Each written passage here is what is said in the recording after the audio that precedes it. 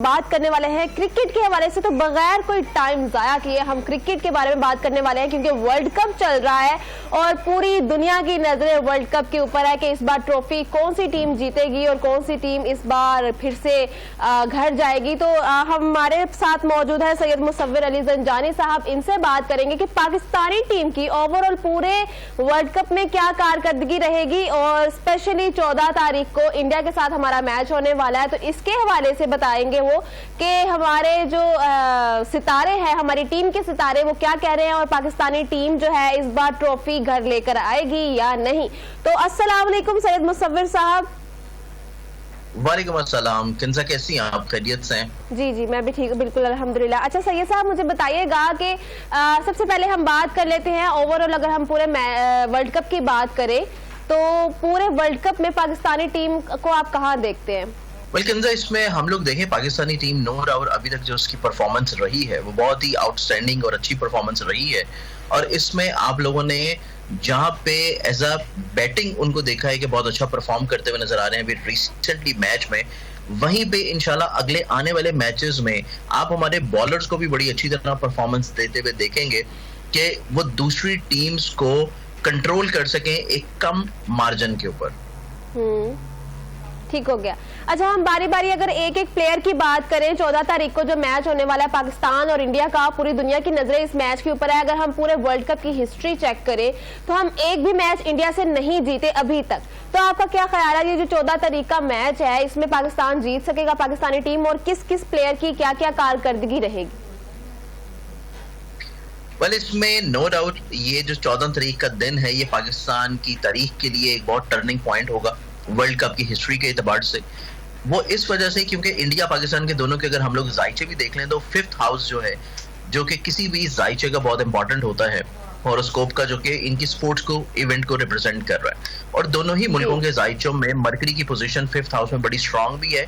लेकिन एक सबसे मेन चीज जो कि होने जा रही है वो हो रही है 14 तारीख को पार्शली तौर के ऊपर सोलर एक्लिप्स, जो कि इंडिया पाकिस्तान के जायके में लगेगा 5th हाउस में ही, और इसका टाइम स्टार्ट होगा पाकिस्तान स्टैंडर्ड टाइम के मुताबिक रात को 8:03 के ऊपर। तो इस एतबार से वो टीम जो कि बाद में खेल रही होगी वो अच्छी खासी इसमें मुतासिर होती हुई नजर आती है।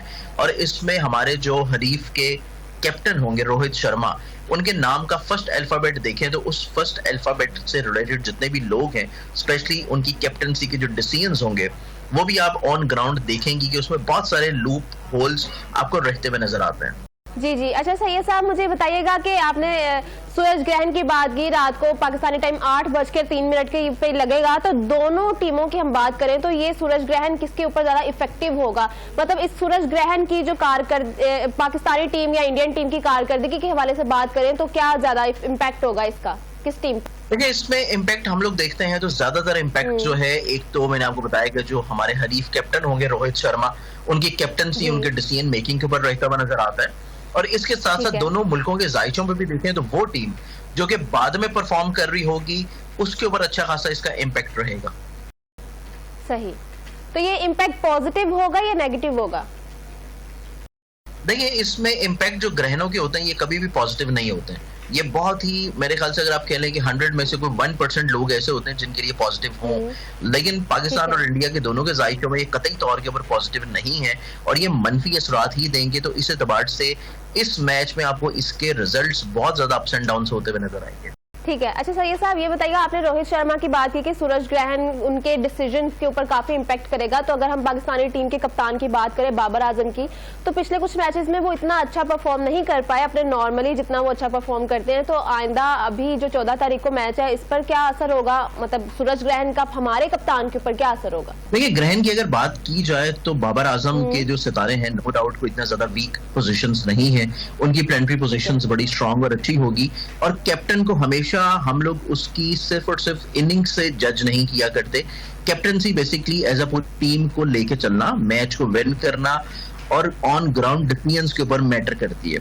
तो इस एतबार से जिसमें आपने माजी में जो 2 मैचेस हुए हैं उनको देखा कि ऑन ग्राउंड आपको बाबर आजम के डिसीजंस कहीं ना कहीं पे बहुत इंप्लीमेंट होते हुए नजर आए हैं। उसी तरह इस मैच में ना सिर्फ उनके डिसीजंस भी इंप्लीमेंट होंगे बल्कि इंशाल्लाह इस दफा उनका बल्ला भी चलेगा।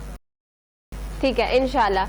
अच्छा मुझे बताइएगा, अगर हम सूरज ग्रहण से हटकर बात करें, 14 तारीख को तो आपने कहा कि बल्ला घूमता हुआ नजर आएगा, तो अगर हम ओवरऑल बात करें पूरे वर्ल्ड कप की, तो हमारे जो पाकिस्तानी टीम के कप्तान है बाबर आजम, इनके सितारे कहां पर हैं? मतलब ये इनके सितारे कैसे काम करेंगे और ये कैसे हमें मैच विनिंग परफॉर्मेंसेस देंगे? देखिए, इनकी अगर हम लोग कैप्टनसी में देखते हैं तो इनकी डिसीजन मेकिंग एक तो बहुत ज्यादा स्ट्रांग रहेगी। इसके एतबार से देखा जाए तो बेसिकली मरकरी की जो पोजीशन है वो एज अ स्पोर्ट्स पर्सन बहुत इंपॉर्टेंट होती है, क्योंकि मरकरी जो है वो बेसिकली रिप्रेजेंट करता है स्पोर्ट्स को, एक्टिविटीज को, आपके स्पोकन स्किल्स को, आप लोगों के ऑन ग्राउंड डिसीजंस को। और मरकरी जो है वो बाबर आजम के जायचे के एतबार से अगर हम लोग इसको एनालाइज करें तो अपनी एग्जॉल्टेड पोजीशन पे चल रहा है, जो किसी भी प्लैनेट की बड़ी अच्छी पोजीशन होती है। तो इस एतबार से आपको बाबर आजम के ऊपर इतने ज्यादा इंपैक्ट नहीं नजर आएंगे इस ग्रहण के मनफी असरात के, लेकिन मरकरी के पॉजिटिव इंपैक्ट्स वो आपको जरूर नजर आएंगे। ठीक है, इंशाल्लाह। अच्छा मुझे बताइएगा, बाबर आजम के बाद एक और इम्पोर्टेंट नाम है हमारे वाइस कप्तान जो है वो शादाब खान, इनके बारे में बताइएगा कि पिछले मैचेस में वो इतनी अच्छी परफॉर्मेंस नहीं दे पाए, तो ये आइंदा आने वाले मैचेस में कहां पर लैग करते हैं, कहां पर फॉल करते हैं? देखिए, पूरे आगे आने वाले वर्ल्ड कप में देखें तो पाकिस्तानी टीम के वो प्लेयर्स जिनके नाम स्टार्ट हो रहे हैं इंग्लिश अल्फाबेट आई से और इंग्लिश अल्फाबेट एस से, तो अगर हम लोग शादाब का नाम भी देखते हैं तो वो भी एस से ही स्टार्ट होता है। तो इस एतबार से शादाब की परफॉर्मेंस कतई तौर के ऊपर अगले आने वाले मैचेस में आपको कम नहीं नजर आएगी। इसमें इंशाल्लाह ग्रेजुअली तौर के ऊपर बेहतरी नजर आएगी और आपको ये ग्रेजुअली बेहतरी इंशाल्लाह आज जो मैच होने जा रहा है 14 तारीख को, उसी से इंशाल्लाह आपको नजर आ जाएगी। ठीक है।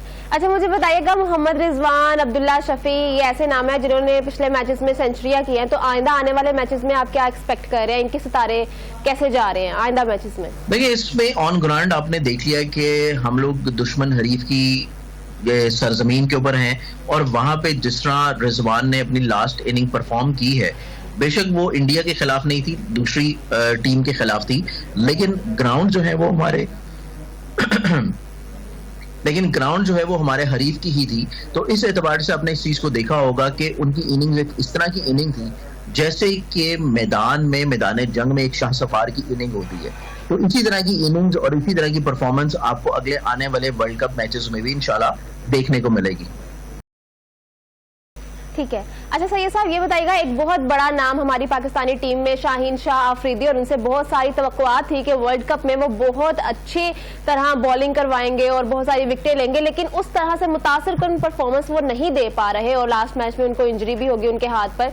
तो बताइएगा, इनको थोड़ा रिलेट किया जा रहा है इनके सितारों को इनकी शादी के साथ, तो ये कोई लिंक है कि शादी के बाद उनके सितारे बदल गए, वो उस तरह से परफॉर्म नहीं कर पा रहे?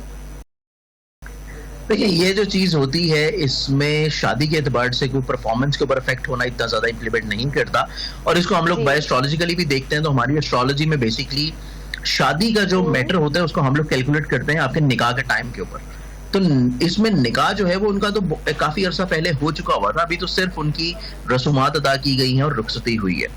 तो इस एतबार से शादी को इससे रिलेट कर देना, ये मेरे ख्याल से कोई इतना ज्यादा कोई एक अच्छा और सोच नहीं है, पॉजिटिव सोच नहीं है। इसमें उनकी जो परफॉर्मेंस है, इंशाल्लाह आप लोगों को लास्ट मैच की जो इंजरी है, एक तो उसकी रिकवरी भी बहुत जल्द नजर आएगी और इंशाल्लाह उनकी परफॉर्मेंस भी बहुत अच्छी और बेहतर होना शुरू होगी। जैसे कि मैंने आपको बताया कि पाकिस्तान टीम के वो की प्लेयर्स जिनके नाम आए और एस से स्टार्ट हो रहे हैं, उनकी परफॉर्मेंस बहुत हाईलाइटेड रहेगी through out the world cup, और उसमें एक नाम जो है ये एस से स्टार्ट होने वाला शाहीन शाह अफरीदी भी है।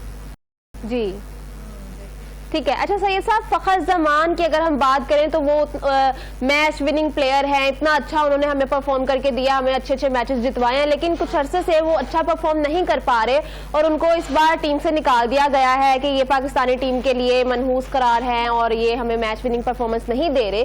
तो ये क्या इनका कोई सितारों से ताल्लुक है, ये वैसे ही फॉर्म में नहीं है या इनके सितारे गर्दिश में है? देखिए, इसमें ऐसा होता है कि हर प्लेयर का अच्छा टाइम भी आता है, बुरा टाइम भी आता है, इन फॉर्म भी होते हैं, आउट फॉर्म भी होते हैं, लेकिन हर चीज को अगर हम लोग उसको लिंकअप कर दिया जाए उनके सितारों से कि उसकी गर्दिश चल रही है, तो कतई तौर के ऊपर ऐसी चीज उनकी प्लानिटरी पोजीशंस में नहीं है। अगर इनको मजीद और अगले आने वाले मैचेस में खिला लिया जाता है तो आपको इनकी परफॉर्मेंस जो है वही वापसी माजी वाली नजर आएगी जो ये माजी में परफॉर्म करते रहे हैं। अगर ये सिर्फ इन 2 मैचेस में परफॉर्म नहीं कर सके तो आप इनकी माजी की परफॉर्मेंस को उसके ऊपर क्वेश्चन नहीं कर सकते और ना ही इसको लिंक अप कर सकते हैं इनके प्लेनेटरी पोजीशंस के ऊपर, क्योंकि प्लेनेटरी पोजीशंस आपकी जो बाय बर्थ होती है वो बेसिकली मेन स्ट्रॉन्ग पोजीशन होती है और वही इनकी बाय बर्थ वाली पोजीशन इनको अगले आने वाले मैचेस में दोबारा से अपनी उसी परफॉर्मेंस पे वापस ले आएगी। जी ठीक है। अच्छा सर, ये साहब बताइएगा, हसन अली और सऊद शकील की अगर हम बात करें तो ये 2 नाम ऐसे हैं जिनका कमबैक हुआ है और इनके बारे में बताइएगा कि आइंदा मैचेस में ये कैसा परफॉर्म करने वाला है, इनके सितारे कैसे जाएंगे और कैसे ये इनके सितारों के जरिए ये हमें मैच विन करवा सकेंगे। देखिए, मैच हमेशा जो है वो एक तरह से आपकी परफॉर्मेंस के ऊपर, आपके डिसीजन मेकिंग के ऊपर, आपकी कैप्टनसी की कमांड के ऊपर डिपेंड कर रहा होता है, क्योंकि कोई भी खुद से बजाते खुद प्लैनेट जो है वो जमीन पे उतर के आपको मैच नहीं जितवा रहा होता, सिर्फ आपको पॉजिटिव रेज दे रहा होता है, आपको हौसला हिम्मत दे रहा होता है और आपको उस टाइम के ऊपर मेन फोकस रहना, डिसीजन मेकिंग करना, अपनी जो आपकी नर्व्स हैं उसको कंट्रोल रखना, आपके टेम्परामेंट को कंट्रोल रखना, ये उसके एतबार से आपके मिजाज पे इम्पैक्ट कर रहा होता है। तो अगर हम लोग देखते हैं, आपने जो 2 नाम लिए उसमें आप ऑलरेडी जो है हसन अली की परफॉर्मेंस पिछले मैच में देख चुकी हैं कि उनका कमबैक करना पाकिस्तानी टीम के लिए बहुत अच्छा साबित हुआ है। इसके साथ साथ अगर हम लोग दूसरा नाम जो आपने लिया है उनका नाम भी देखें तो वो भी बेसिकली किसी ना किसी तौर पे एस से ही स्टार्ट हो रहा है, तो इस एतबार से उनका टीम में शामिल होना जो है वो भी उनके लिए काफी अच्छा और पॉजिटिव इम्पैक्ट रहेगा। और अभी तक जो पाकिस्तानी बॉलर्स परफॉर्म नहीं कर पाए, इंशाल्लाह 14 को और उसके बाद आने वाले पाकिस्तानी मैचेस में आपको बॉलर्स की परफॉर्मेंस भी बहुत अच्छी और वाज़ेह तौर पर नजर आएगी। जी इंशाल्लाह। जैसे आपने कहा आई और एस के नाम से जो अल्फाबेट से जो नाम शुरू होगा वो तो बेहतरीन परफॉर्मेंस देगा। अच्छा मुझे बताइएगा, इससे पहले आपने बात की सूरज ग्रहण की, तो आपने उसमें कुछ टाइमिंग का जिक्र किया कि 8:03 वो सूरज ग्रहण शुरू होगा और उसके बाद जो इम्पैक्ट होंगे वो सूरज ग्रहण के इम्पैक्ट होंगे डायरेक्टली मैच के ऊपर। तो बताइएगा कि इस हवाले से अगर हम सूरज ग्रहण को मद्देनजर रखें तो पहले पाकिस्तानी टीम को बैटिंग करनी चाहिए या बॉलिंग करनी चाहिए? देखिए, इसमें पाकिस्तान टीम को पहले मेरे ख्याल से बैटिंग करनी चाहिए, वो उनके लिए ज्यादा फेवरेबल और सूटेबल रहेगा, क्योंकि ग्रहण का टाइम पाकिस्तान स्टैंडर्ड टाइम पे और इंडिया के भी अगर हम लोग स्टैंडर्ड टाइम पे देख लें तो वो रात के 8 बजे के बाद स्टार्ट होगा। 8 बजे के बाद वो टीम जो कि बैट कर रही होगी उसकी परफॉर्मेंस जो है वो उसमें असरअंदाज होती नजर आती है और उस टाइम के ऊपर जो कैप्टनसी होगी वो भी अच्छी खासी अफेक्ट होती हुई नजर आती है। तो इस एतबार से पहले बैटिंग करना पाकिस्तान टीम को एक अच्छा खासा एज इंशाल्लाह दिला देगा। अच्छा सर, ये सब आपने बता दिया, ये तो पाकिस्तानी टीम के हवाले से बता दिया और हम इंडियन टीम्स के बारे में बात करना चाहेंगे, इंडियन प्लेयर्स के बारे में बात करना चाहेंगे। आपने रोहित शर्मा का बताया कि उनकी कैप्टनसी पे, उनके डिसीजन के ऊपर काफी असर होगा सूरज ग्रहण का। बाकी अगर उनके प्लेयर्स की बात करें तो बहुत अच्छे अच्छे प्लेयर्स हैं उनके पास भी, हमारे पास जैसे बॉलिंग बहुत स्ट्रॉन्ग है, उनके पास बैटिंग बहुत स्ट्रॉन्ग है, विराट कोहली जैसे प्लेयर्स है उनके पास। तो बताइएगा उनके प्लेयर्स कहाँ पर फॉल करते हैं और कैसे मैच विनिंग परफॉर्मेंस देंगे? देखिए, इसमें नो डाउट उनके पास बहुत ही वर्ल्ड क्लास प्लेयर्स हैं, जिनमें विराट कोहली है, रोहित शर्मा है, इसके बाद शुभमन गिल है। इनकी परफॉर्मेंस अपनी जगह पे बहुत अच्छी और पॉजिटिव रहेगी, जिसमें स्पेशली मैंने आपको ये बताया कि 14 का जो डे है उसमें एस वाले जिनके नाम स्टार्ट हो रहे हैं वो अच्छा खासा बेहतर परफॉर्म करते हुए नजर आते हैं, जिसमें शरियास अलायर हैं और उसके बाद उनके सूर्या कुमार यादव हैं। ये वो की प्लेयर्स हैं जिनकी परफॉर्मेंसेस इस मैच में बड़ी बेहतरीन रहेगी और कतई तौर के ऊपर पांडे जो है उसको निगलेक्ट नहीं किया जा सकता, क्योंकि उनका नाम का जो अल्फाबेट है वो भी एच से स्टार्ट हो रहा है। तो इस एतबार से उनकी परफॉर्मेंस भी इस मैच में अच्छी खासी रहेगी। और सबसे मेन चीज है उनके जो शार्दुल ठाकर हैं, शार्दुल ठाकर जो है वो उनके basically right arm medium fast bowler भी है, तो इस एतबार से उनकी बॉलिंग जो है परफॉर्मेंस वो भी बहुत अच्छी परफॉर्मेंस में रहते हुए नजर आएंगे। ठीक है। अच्छा सही साहब, मुझे बताइएगा, एक जो प्लेयर है इनके भारतीय टीम के ओपनर हैं वो शुभमन गिल, उनके ऊपर बात करते हैं कि वो काफी अच्छी परफॉर्मेंस दे रहे हैं पिछले कुछ मैचेस में और पाकिस्तानी शायकीन को उसके बारे में बहुत ज्यादा शौक है जानने का कि वो इस मैच में क्या कारकर्दगी दिखाएंगे। देखिए, अभी शुभमन गिल का जैसे मैंने आपको बताया कि उनका नाम का जो फर्स्ट अल्फाबेट है वो एस से ही स्टार्ट हो रहा है। जैसे पाकिस्तानी टीम में हमारे पास शादाब हैं, हमारे पास शाहीन शाह अफरीदी हैं और ये भी शीन से ही स्टार्ट हो रहा है। और अगर इनके स्पेलिंग्स हम लोग देखें तो इंग्लिश में वो एस से स्टार्ट हो रहे हैं। तो शुभमन गिल की परफॉर्मेंस जो है वो जिस तरह माजी के मैचेस में रही है वो इस मैच में भी उसी तरह रहने वाली है। कतई तौर के ऊपर उनकी परफॉर्मेंस जो है उसमें अफेक्ट नहीं होगा। और सबसे मेन चीज मेरे ख्याल से मैं अपने बॉलर्स को ये एडवाइस करूंगा कि ज्यादातर फोकस जो है वो इनको बेहतर तौर के ऊपर कंट्रोल कर लेना हो तो वो ज्यादा मेन होगा, पाकिस्तान को एक अच्छा खासा एज हासिल हो जाएगा। ठीक है। अच्छा सही साहब बताइएगा, पिछले कुछ मैचेस में अगर हम एशिया टीम की बात करें, एशिया कप की बात करें, तो उसमें भी इंडियन टीम में ये जो 3 खिलाड़ी थे इन्होंने पाकिस्तान को काफी टफ टाइम दिया था। उनमें से एक जाडेजा है, कुलदीप यादव है और रवि अश्विन है। इन तीनों के बारे में बताइएगा कि ये इस मैच में हमारे लिए कोई टफ साबित हो सकेंगे। देखिए, इसमें आपने जो कुलदीप का नाम लिया है वो इतना ज्यादा कोई इफेक्टिव नहीं होगा, क्योंकि उनका नाम स्टार्ट हो रहा है कुलदीप यादव का के से, और उसमें क्योंकि वो लेफ्ट आर्म लेग स्पिनर हैं तो इस एतबार से उनकी परफॉर्मेंस निस्बतन कोई इतनी ज्यादा बेहतर नहीं रहेगी। लेकिन जो बाकी 2 नाम आपने लिए हैं वो निस्बतन फिर भी बहुत अच्छी परफॉर्मेंस में रहते हुए नजर आते हैं, कि उनकी परफॉर्मेंस जो कि एशिया कप में आप लोगों ने देखी पाकिस्तान के खिलाफ, कुछ उसी तरह की परफॉर्मेंस आपको 14th को भी उनकी रहती हुई नजर आएगी। ठीक है। अच्छा सही साहब मुझे बताइएगा, ज़का अशरफ इस वक्त भारत में मौजूद हैं। अगर हम एशिया कप की बात करें तो सारे मैचेस में ज़का अशरफ वहां पर मौजूद थे और हम हारे थे। तो ये बताइएगा इस बार मतलब वो फिर से वहां पर मौजूद है तो उनकी कोई मौजूदगी का असर तो नहीं हो रहा हमारी टीम के ऊपर कि हम हार जाते हैं? देखिए, इसमें जो पहले वाले मैचेस हुए हैं जहां पे हमारे जो चेयरमैन है ज़का अशरफ साहब, जिनकी मौजूदगी वहां पे रही है, नो डाउट उसमें ग्राउंड रियलिटीज कुछ और थी और आपकी खेली जाने वाली जो ग्राउंड पिचेस हैं वो भी बहुत डिफरेंट थी। ये जो मैच हो रहा है, ये मैच की परफॉर्मेंसेस आप लोगों ने जो अभी श्रीलंका के खिलाफ मैच में हमारे जो पाकिस्तानी प्लेयर्स हैं उनकी आपने परफॉर्मेंस देख ली है, स्पेशली हमारे जो बैट्समैन है। तो इंशाल्लाह 14 तारीख का जो मैच होगा इसमें कतई तौर के ऊपर उनकी वहां पे मौजूदगी या गैर मौजूदगी जो है वो पाकिस्तानी टीम की जो परफॉर्मेंस है उसको इम्पैक्ट करती हुई नजर नहीं आएगी। जी बिल्कुल, ठीक है। सही साहब मुझे बताइएगा, लास्ट पर मैं आपसे पूछना चाहूंगी, जैसे आपने कहा सूरज ग्रहण होगा तो आप पाकिस्तानी टीम को क्या सजेस्ट करेंगे, वो कैसे परफॉर्म करें, और कुछ अल्लाह ताला के नाम, कुछ जिक्र, कुछ आयात उनको सजेस्ट करें, कोई कुछ वजीफे सजेस्ट करें कि वो उनको पढ़ें तो अल्लाह ताला की नुसरत, उनकी मदद उनको मिले।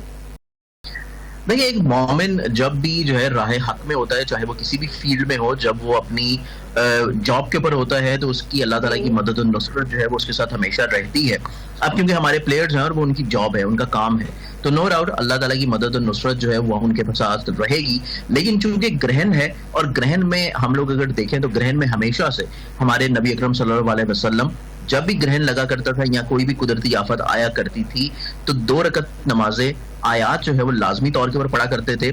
और मेरे ख्याल से बाकी विर्द वज़ाइफ या बाकी अज़कार अल्लाह ताला के जो नामे मुबारक हैं डेफिनेटली तौर के ऊपर हर फर्द अपनी इनफरादी तौर के ऊपर तो कर रहा होता है।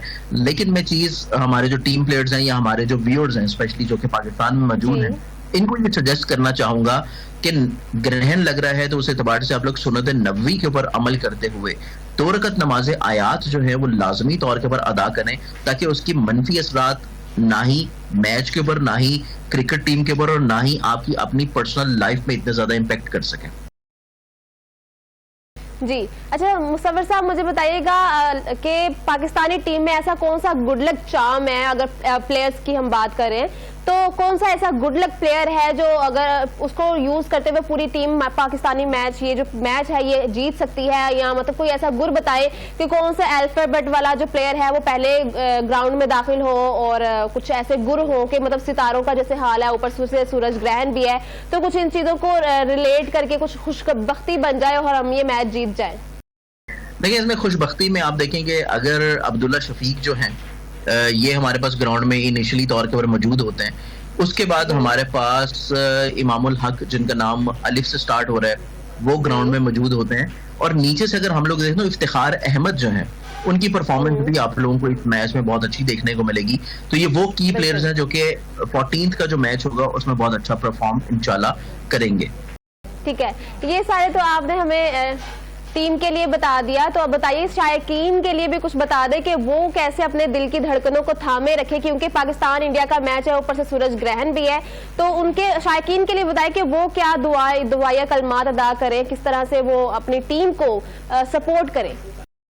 देखिए, शायकीन के लिए तो सबसे मेन चीज ये है कि जहां पे आपकी धड़कनें नो डाउट बड़ी तेज होंगी, क्योंकि ये हमेशा से एक रवायती हरीफ हमारा रहा है और जब भी हमारा मैच इंडिया के साथ हुआ है तो लोगों में एक जोश और जज्बला वलवला जो है उसका एक अलग लेवल होता है। तो इस एतबार से शायकीन को भी मैं यही चीज तलकीन करूंगा कि एक तो आप लोग दिन की इब्तिदा के ऊपर इनफरादी तौर के ऊपर अपने अपने तौर के ऊपर अपनी जिंदगियों में महफूज रहने के लिए, अपनी जिंदगियों में खुशी और राहत को बरकरार रखने के लिए कि आज का जो दिन है वो बखैर आफियत आप लोगों के अपने लिए भी बहुत अच्छा गुजर जाए, उसके लिए दिन की इब्तिदा के ऊपर एक तो आप हस्बे तौफीक सदका लाजमी तौर के ऊपर दें, क्योंकि ग्रहण है और ग्रहण में सदका देना जो है वो बहुत सारी बलाओं को इंशाल्लाह टाल देता है।